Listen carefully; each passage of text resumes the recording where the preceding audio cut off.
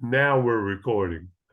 My Okay. guest today is Jennifer Robinson, and I've known Jennifer since she was about 11 years old, I think.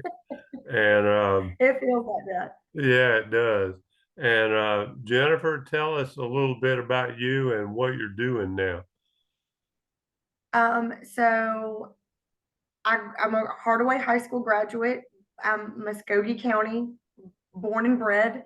I taught at Shaw High School. I taught French for 16 and a half years. My one little claim to fame was I was the first person from Columbus State University to actually get a degree in foreign language. Um, and then I left from Shaw and went to Harris County High School. I've been there for 7 years now. This is my seventh year, as a matter of fact. 4 years ago, I started in a CTAE class, teaching as a profession, which is basically helping other kids go into the field of education, whether it's coaching, social work, actually teaching in the classroom. It gives them a lot of opportunities. And this is my first year not teaching French anymore, and I'm doing the teaching pathway full time. I also have a dual enrollment course at CSU that I also teach at Harris County High School. So That's married for great. 22 years and I have two kids. So there's that too. Now, your kids have grown up. I don't know why you let that happen, but I blinked. That's I what happened. know. Well, Emily is about to get married. She is. She just turned 22 a couple of weeks ago. And she gets married on March 22nd. She We does. see her and Matthew at church all the time. Do you? I Yeah. didn't realize that. Well, she didn't tell you. Well, she may have, and it may have slipped my Well, I mind. understand. And Megan is a dancer. She is. She dances competitively. I think this is her 8th year of doing dance. She's a junior at Harris County High School. This is her actual last year on campus. She's going into the field of dental hygiene, and so she will be full-time dual enrolled at Columbus Tech next year. Oh, So, that's great. You know, Bessie yes. was a dental hygienist for a while. Oh, I didn't know that. Oh, yeah, that was way back in a different lifetime. But that she loved it, absolutely loved it. I'm sure Megan will too.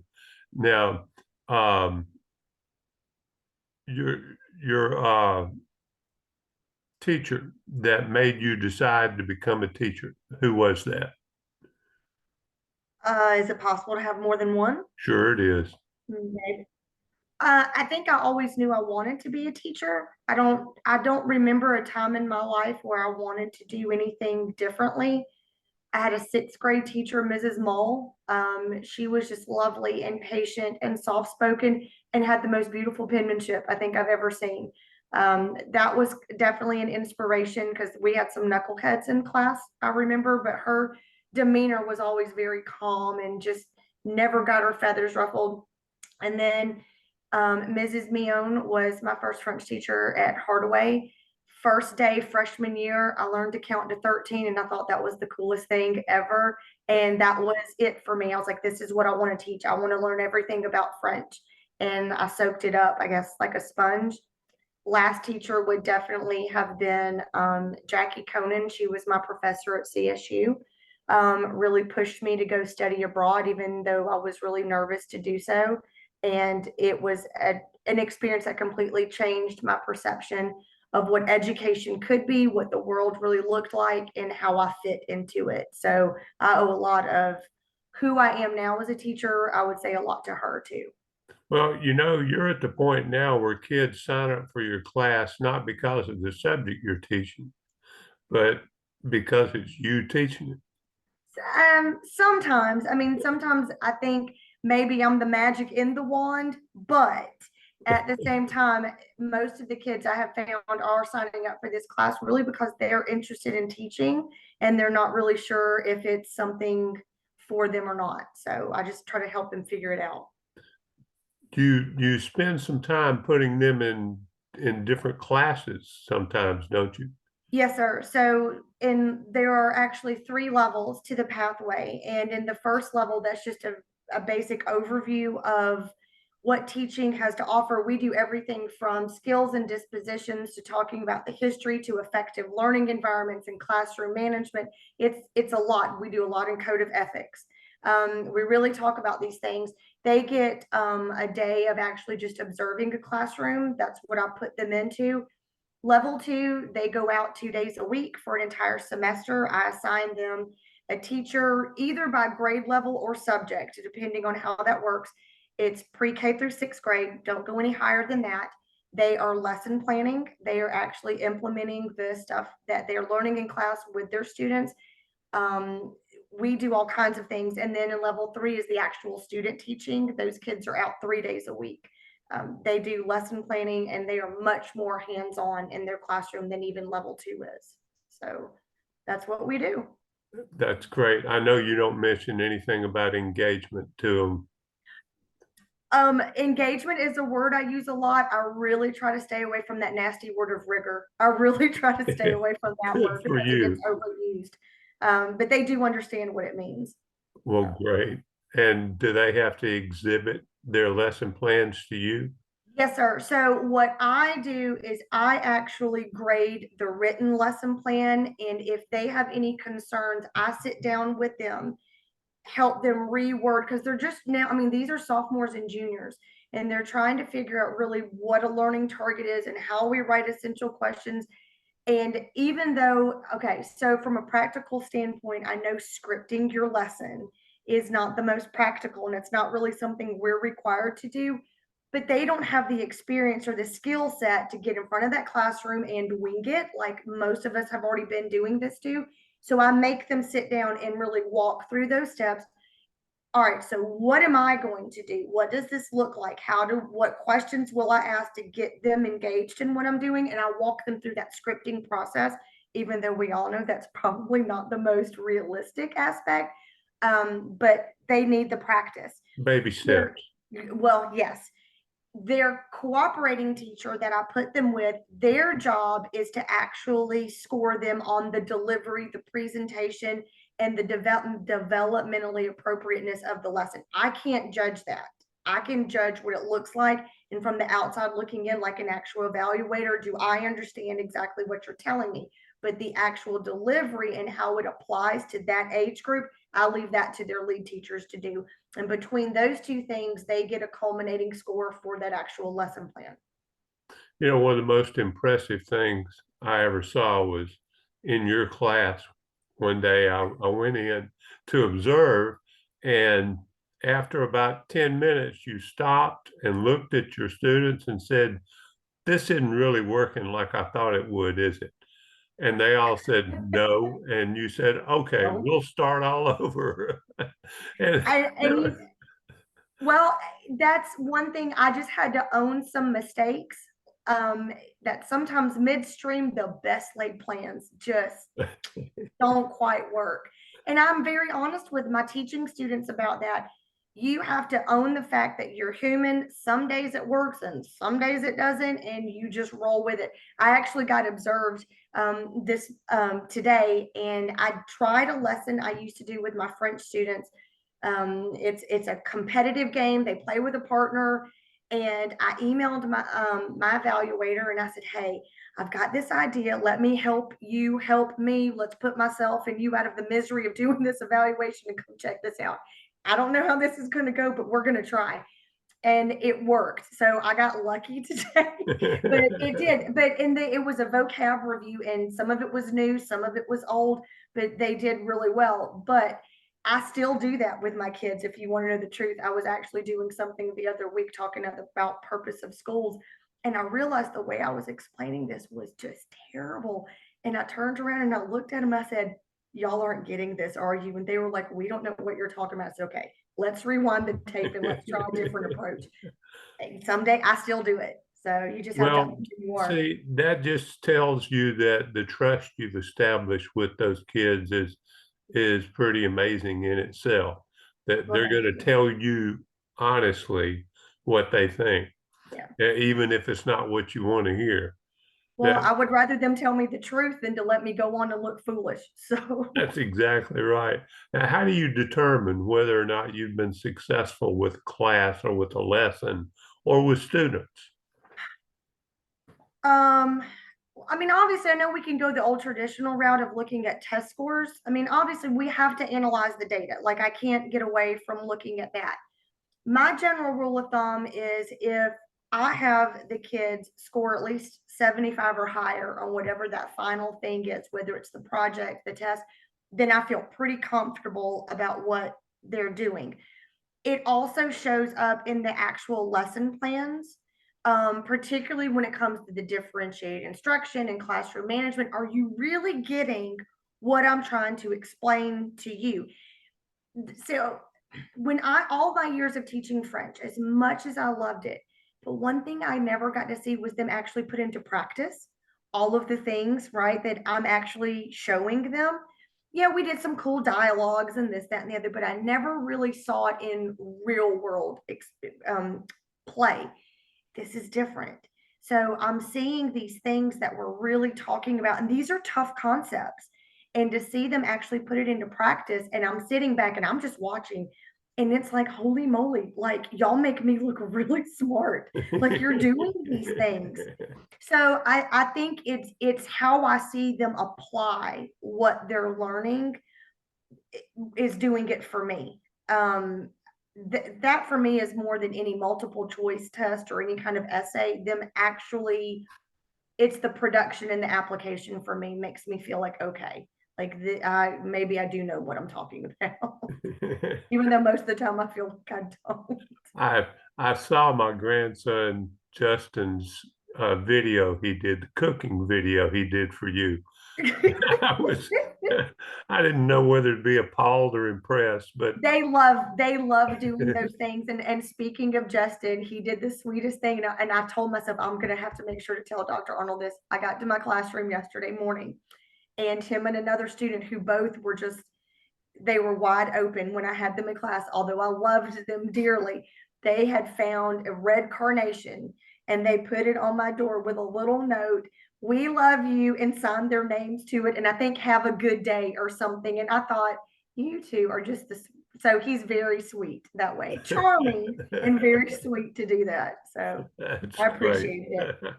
Now, I know that faith plays an important part in your life. Yes, sir. How does that translate into teaching? Well, you know as well as I do, because we've had this conversation before, and I believe it was you who actually said this to me one time, if I remember correctly. The parents are not keeping the good ones at home. They are sending you That's the right. absolute best that they have, as unfortunate as that may seem sometimes. That being said, sometimes all I can do, I may not be able to teach those kids every day, but I can love on them. And if I can love on them, then maybe tomorrow I can teach them or the next day. So my way of loving on them is being, to them, I may be the only face of Jesus that they ever see. They may never see that in anybody else. So if I can show that to them without ever really quoting scripture, but showing them kindness and grace and just love and acceptance and being that person that they need in their life, and then pray for them on my own time, which I do a lot. I pray as soon as I walk into the classroom that it's going to be a good day, that I will be that light that they need, that I will say the words that heal their heart or whatever they may be going through, that it's more of him and less of me. Whether they ever know that or not, I do. I pray for a lot of these kids. They come with baggage that I don't really know about, but I can sense it. I can see it on their face. So I really just I just try to love on them more than anything. And if you love on them, then they'll trust you. And then if they trust me, then maybe I can start teaching them. So that's what Excellent works for point. me. Yeah, what you said is exactly right. We don't know what they go through to get there Yeah, sometimes. And for a lot of them, school is the only safe place they have. it And, is. They need to have those relationships with Well, teachers. and you know as well as I do, let's be honest, some of these kids come to school because it's not only the only safe place they feel, but it's the only place they get fed all day. So Yeah, there's there is there's that that to too. consider too. Yeah. Well, excellent. How many kids do you have in your classes? So in my intro, well, I can tell you all year. So right now I've had 3 intro classes, level 1 teaching classes. I'll have ended up with almost 100 kids this year just in that group alone. Goodness. In my level 2 class, right now I have 29 in there. In my level 3 practicum class, which was I had 19 in that group. And then in my dual enrollment class, I have 11 this year, which I only had 4 last year. So the numbers are slowly going up to the point that we're having to close it out and tell kids no. I have kids that are starting to really come to me or even email me. I've gotten several emails this year. Miss Robinson, I really want to be in this class. How do I get in there? Well, I don't do that. That's a guidance thing. If it were up to me, I would take them all. I mean, bring all the babies to me, but I'm capped. So I can only fit 34 in my room. So they don't give me more. My biggest class right now is 31, and that's in my intro class. That's still a lot of kids. But you know what the truth is? I like big classes. The bigger, the better. I like the chaos of them moving around and doing things. When it's a really small class, they're quiet and they just look at each other, and then it's awkward. I don't really care for small classes too much. The bigger is better. Tell me how kids are different now than when you first started teaching. I don't think they are. I think we think they're different. I mean, they still are sassy. They still have attitude. They still feel entitled, and they're still, bold about what they say and what they think they have it all figured out. And what they Which we wear. know that they don't.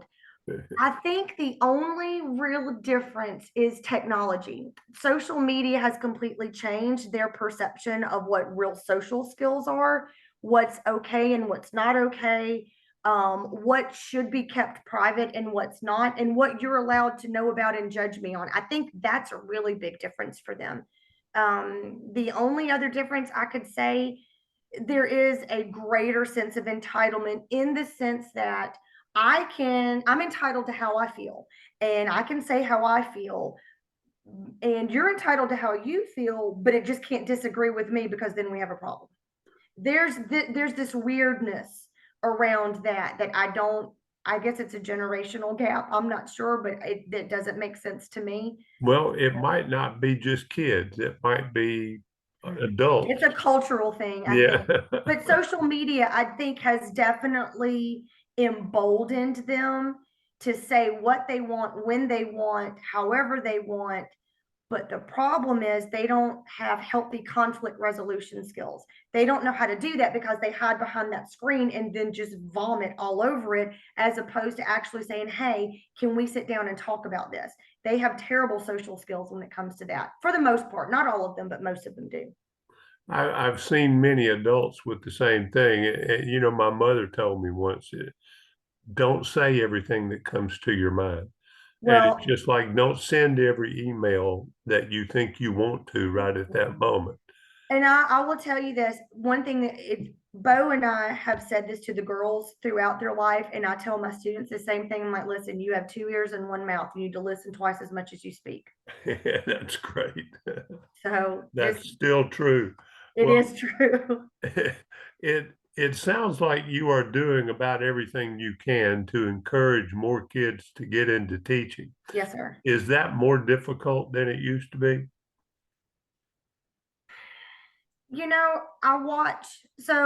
I watch TikTok like a lot of people. I watch the teacher talk. I watch a lot of these different. I really started watching that just for ideas, but then right, like the algorithm kind of takes you down this rabbit hole, and the plethora of videos of why I'm leaving teaching and why you shouldn't be a teacher, and you want to know why there's a teacher shortage. Yeah, I can tell you why, because of people like you. You're so negative and That's so right. ugly. You can find the good in anything if you want to. Now, could I make a laundry list of all the things that I don't like about teaching or I don't like about my school or this, that? Of course I could. But who's that going to benefit? Nobody. It's going to make me miserable and absolutely hate my job. That's not going to benefit my kids. So I focus on what I can control, which is small. It's in my bubble. I can control the bubble. And then I look at the good of what I'm doing. So I think it comes down to just the passion that the teacher has. And I think that if you really love what you're doing, you can relay that to the kids. Now, again, for some students, teaching is not your jam. And I can figure that out by halfway through level one. You're a one and done. We don't need to move to level two, but I love you. And then I send them on their way. But for some kids, I think they realize, okay, so they're young and they're not jaded and they don't have to put up with all of the emails and the deadlines and the amount of paperwork and right, like all of the humdrum things that Right. we have to deal with. They don't have that. All they know is I get to go into my classroom twice a week and I get to love on those babies for 2 hours and I get to teach them and it's fun. That's what they know. I'm selling fun and I'm selling the fact that they are teaching them. Those kids are learning and they're learning from them. So it's that first year, I'm so excited. And that feeds. So word of mouth has definitely built the program. So I think my only challenge is not in recruitment, but in keeping the nasty Nancy's away from my kids. That's been, you know what I mean? Because I have parents that are like, why do you want to be a teacher? Right. It's terrible. Why would you want this, that, and the other? But that's also a school district issue. That's an admin issue. I've been in school where you had zero admin support and it was like the Hunger Games. May the odds be forever in your favor. And then you get somewhere like where I'm at now, and it's support as far as the eye can see. And I'm like, this is what school's supposed to be like. Yep. I think that has a lot to do with it too. It does. It certainly does. You can look at adjacent systems to where you are at the teaching slots they have not filled. And in Harris County, I believe there are what few, if any, spots. We have less than 10 right Yeah. now, and they're Yeah. not all teaching spots. And just like you said, so I was at a conference, not to like detour, but you said this and it made me think about it. I went with CSU, Kim Kaysen, and Roger Hatcher. We all went down to what is it? Not West Georgia, Risa, but the one that's over part of Talbot County. At rural, it's the rural one. I can't remember which one we went to. Anyway, the superintendent of Talbot County was there, and you just talk about job positions you can't fill. This year, he hired his 12th teacher. That 12th teacher completed that 1/5 of that teaching staff in Talbot County. They're not American, they're foreign. Let that sink in with what that means. So therein lies, you're talking recruitment issues. And so I think that that's an admin issue. There's something going on in that school district. Why don't you want people to come there?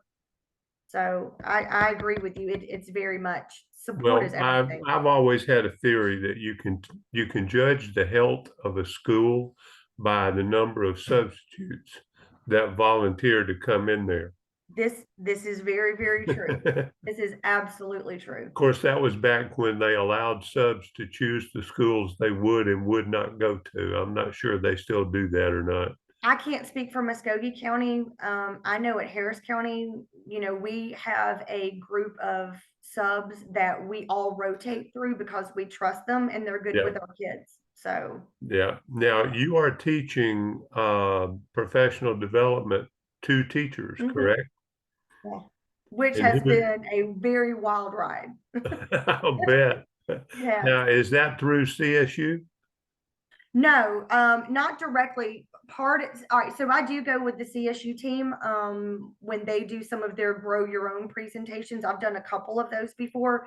The ones that I've done most recently have been located at CSU, but they're through the Department of Education and CTERN, which is the Career Tech Resource Network, doing presentations through there where we've done boot camps where teachers who are doing the education as a profession pathway, they come into us and we give them the nuts and bolts and really here's the resources and how you do this and how you prepare them for practicum. I've even had this year, I actually had Paulding County. They were actually in my classroom today. They came up and met with myself and HR and our principal, and they're wanting to expand the program. And it was recommended to them that they come sit down with us and find out what we were doing there.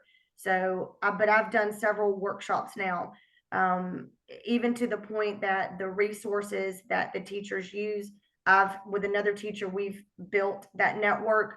We've revised the standards for the pathway. What's the other thing we did? Oh, there's fixing to be a new end of pathway exam. And so her and I, with the new standards, crosswalked it to make sure that it aligned.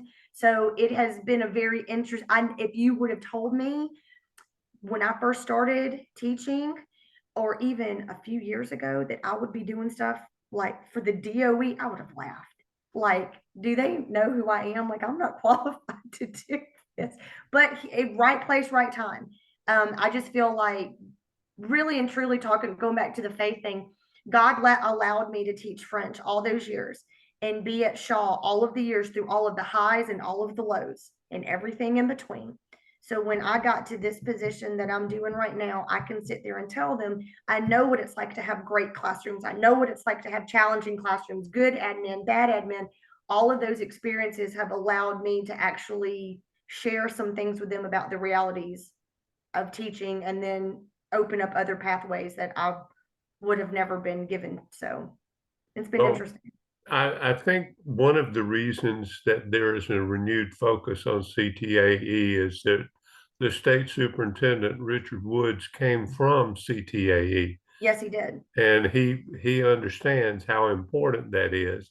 And I don't care what anybody says, not everybody's going to college. No, and and it's funny, we have that conversation. I try to tell my students all of the time, you don't have to go to college to be an educator. There's all kinds of back doors in order to get into this field, whether you start as a parapro, you start as a daycare worker, maybe you go into, I have a student right now, he's in my dual enrollment class because he just likes being with the kids. He doesn't want to be a teacher. He wants to be an engineer. And I said, you say that. I said, but I'm going to give you 10 years and I promise you're going to be in a classroom. And what are you going to be teaching? Engineering. I can just see it. So Yeah. there's all kinds of opportunities, but CTAE is hands down, that is the bread and butter that I think our society is built off of. And they need to quit telling these kids that they're going to college. No, they're not. And that's okay. Sure it That's is. 100% okay. Sure it is. So, but So, what are you going to be when you grow up?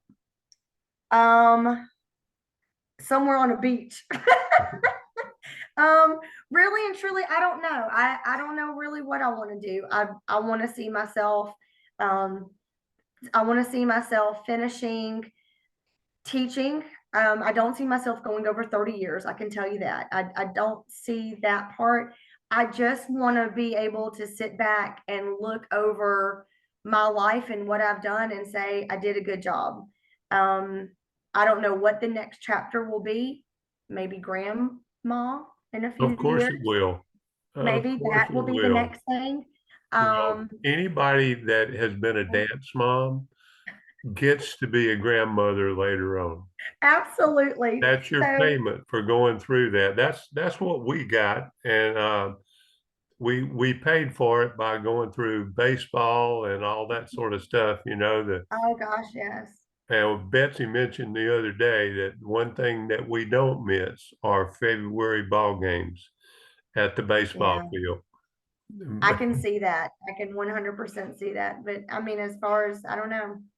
I don't know what the future holds, but whatever it is, I want to be able to look back and just say, okay, I spent all of that time for something worthwhile, and it paid off.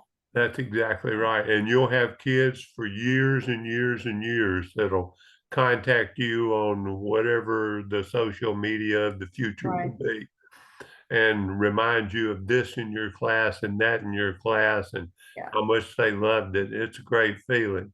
It is. It is. I get that every once in a while, and to see that some of them now married and they're having children, and I start thinking, oh my gosh, hold on, wait a second. So they're this age, their kids are this age. I might have their kids in a few years. Like I've become that teacher. Like in my mind, I'm still the young I'm not. I'm not the young teacher anymore. I'm not the new teacher anymore. I'm one of the old ones. And like my mind hasn't reconciled that yet, that I'm, you know what I mean? I'm not one of the newer teachers, but I still in my mind think I am. And I'm not. I So understand how that feels. it is. Because when you So, start looking at, I mean, after this year, I have 7 years. When did that happen? yeah, That I I'm know. that close, I understand. but I'm there. So Well, there are several of your colleagues I can name that think they have 7 more years too, but I don't know. I don't know. So what can you tell people about parents about education in Harris County? Harris County, after coming from, because I worked at two different high schools in Muskogee County. I was at Shaw and then I was at Hardaway for almost 1 year. Um, it is a drastically different, it's a different mindset. It's a different culture that's out there. And I don't mean that in a negative sense whatsoever. They take things, I don't know. We were talking about this actually today, and in my mind it makes sense, but to sit here and actually explain it, Harris County is a very protected county, and it is one of the best districts I've ever been in. And I've been in a variety of different districts for one reason or another. The teachers are passionate about what they teach, and I think it is a very supportive environment all the way around, from admin. I mean, I'm talking all the way from the superintendent down to the custodians. It is just an environment you want to be a part of. There is a reason why that school district, from the teaching side of it, there is a reason why teachers are fighting to get in. And once they do get in, they don't leave. We have the average age of a teacher in Harris County right now is in their late 40s, 48 to 52. That ought to tell you something, that these are long-term teachers. Now, from an education standpoint, both of my children are Harris County products. And I think that they have been given one of the best all around experiences. The guidance counselors work very hard to give the kids the type of education that they feel is going to benefit them long term, not just some class to kind of put them in, but where do you see yourself? That future planning, they start with those kids in 8th grade and start working with them through high school. But the opportunity and the choice of classes, I think, is really good. But when it comes to, for parents, we don't have the fighting or the violent issues. The kids aren't scared to walk through the hallways or to go to their cars. They're not worried about a fight breaking out in the classroom. They're not worried about their teachers not being there to help them, or them to not have the materials they need to feel successful. It's just good stuff. And so it's one of those things where when you're there, like, you realize very quickly, wow, this place is unique. I'll give you one example. My first year teaching at Harris County, we had a pep rally, and I will never, ever, ever forget this. They got ready to play the national anthem. They had the posting of the colors and everybody standing. They're still kind of chit-chatting, but not too bad. The band gets ready to play the national anthem. You could have heard a pin drop. It was silent. And I remember getting my phone out and I took a video, because I thought, is this real? Like, is this a Disney movie? Is this a real thing? I'd never seen that in high school. I mean, it may have been that way when I was in high school, but I don't remember. But in all my years, I'd never really seen that. And it was amazing. Then you go to the football game, and I take the tickets every Friday that we have a home football game. If you go to Yep. Harris County, I'm at the top of the stairs. I am there. That first game I went to, same thing. I'm talking people coming to the game. Stop. You have 800 people in that crowd. You can hear a pin drop. That's unique. That is small town America at its best in all the right ways.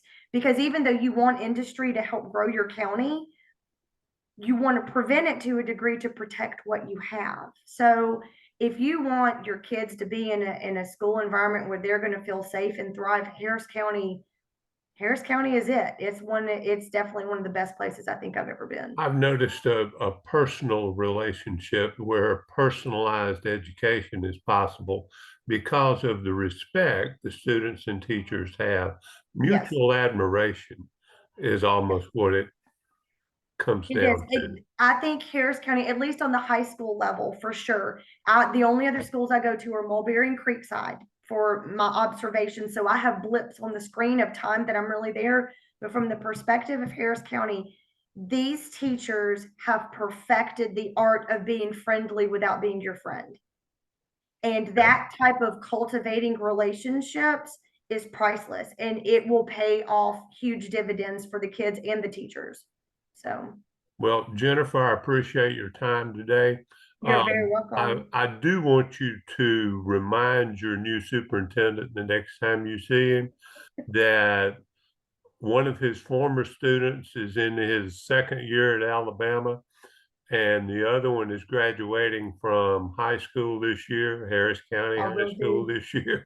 Oh, yeah. I absolutely will do. I actually saw Dr. Finney, I think yesterday, he was in the hallways walking around. So, And you know where he did his student teaching?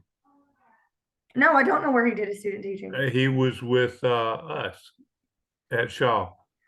Was he? It was either student teaching or observations or a I combination had of no both. idea. Yep, I had he no sure idea. was. That was when I first met him. Well, Yeah. he's a super nice guy for sure. Yeah, and I think he's going to do a great job as superintendent. I think so too. I think it's a really good fit. He definitely knows the county, he knows the kids, and he has a great rapport with everybody within the district. So And that's he's for sure. filled almost every job there is to fill Hasn't on he his though? way Oh up. my god. And I think he's taught every education class at Columbus State that they offer to I on think him. he's qualified to drive a bus if it can do that. Shoot, if the bus shortages keep up, he might have to. I'm just kidding. I'm just kidding. Well, Jennifer, thank you very much. You're And very welcome. I'll notify you when this goes out, Okay. and all your adoring fans can watch you on video. Oh yeah, all one of them. Okay. All right. Tell your family I said hi. I Thank will, you and very much. give a big old hug to your sweet wife for me. I will. All right, thank you. Bye-bye. Bye.